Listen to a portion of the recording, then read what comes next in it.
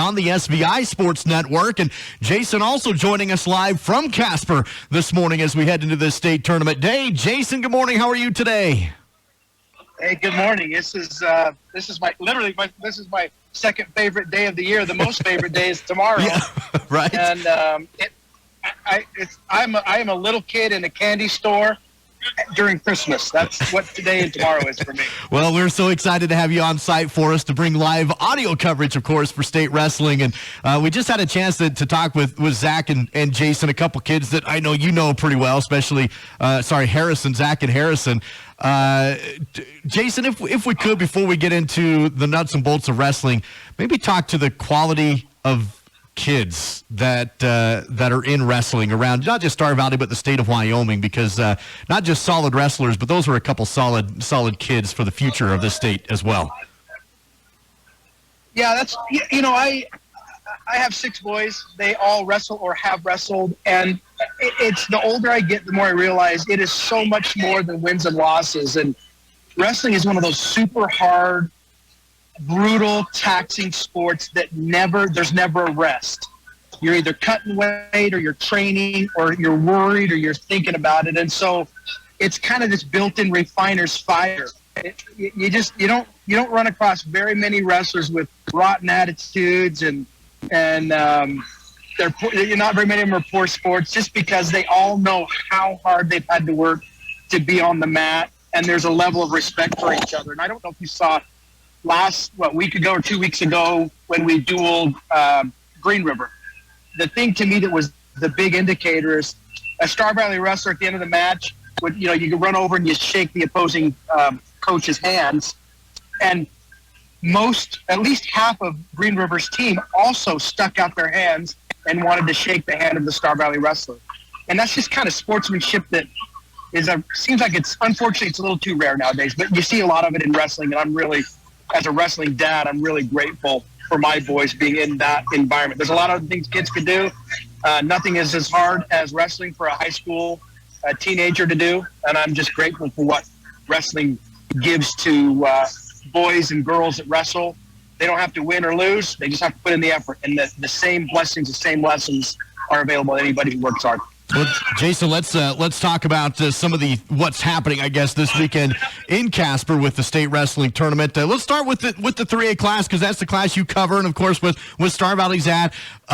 You would say Star Valley is the favorite, but not the clear favorite. They've got Douglas right on their heels. In fact, the Bearcats have made it very public and vocal. They're coming after the Braves this year, as Star Valley's trying to pick up that 7th in a row on their last year in the 3A classification. So when it comes to that battle between Douglas and Star Valley specifically, what do you think are some of the key wrestlers in that battle, some of the key matches and key components between those two teams? Well, similar to Star Valley, Douglas usually fields a pretty darn in-depth team, and they're kind of grumpy. They're grumpy that they've had to be second or third place year after year after year. I don't know if you remember when we were in 4A and Gillette always won it, or those 4 or 6 years when Powell won. It's just like you just get kind of grumpy driving over the mountains and to come to Casper and have somebody else beat you. And so I actually like where Douglas is at. I think they got some fire in their belly, they got a chip on their shoulder, and they got some really tough wrestlers. They've got the Ewing brothers that are all tough as nails. One of them, I think, is going for his third state championship. They're just tougher nails. They've got a freshman named Archuleta at 220 that's tougher than nails. They've got a Stinson boy that's tougher than nails. They just got tough guys in every way, pretty much.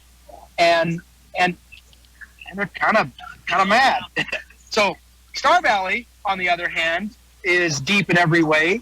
We like every team, we face some injuries, we faced some illness things, and I don't think anybody has the exact lineup they hoped they would when they came in to the state tournament. But it's past the point for excuses to be relevant or meaningful. So everybody's just going to come and wrestle their tail off.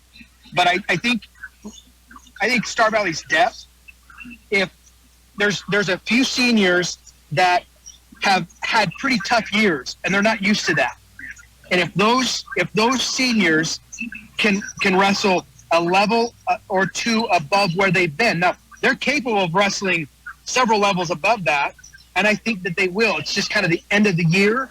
But if those wrestlers come ready to wrestle, and I've chatted with most of them, they seem like they're ready to go. But if they come ready to wrestle, I'd put a lot of money on Star Valley. But you got to respect Douglas. Yeah, when you look around the other 3A class teams that are involved, who do you see as maybe one of the other contenders that could really throw a mix into this thing? You've got teams like Green River, Cody, Pinedale's got a couple really good wrestlers. What other teams do you think are going to be in the mix of this at the end of it? You know, there are a few teams right below Star Valley that are going to be battling it out. I think it's Star Valley and Douglas 1 and 2. And I really think it's going to be Green River Cody for number 3. They all have great wrestlers, great athletes. In some cases, they've got better athletes than they do wrestlers in a weight. But they're bringing good athletes to virtually every weight. Green River, they love wrestling almost like Star Valley loves wrestling. Every time we do a Green River duel, we live stream it. It's the biggest, best attended wrestling event that we have of the year. So Green River's always going to be in it. And they've got some really tough guys, Tommy Dalton, the Knezevich boys. They're just tougher nails.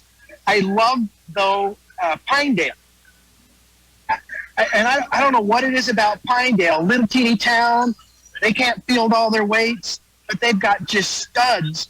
They've got 3 or 4 studs that make them competitive. And for something about that just fascinates me. These little towns that come ready to wrestle. So Pinedale, they've got Colton Galehausen, Cody Phelps, who I don't know anybody would argue that he's probably the number 1 pound-for-pound kid in the state. He's signed at Western Wyoming. He could have signed in a number of Division I schools, if you ask me.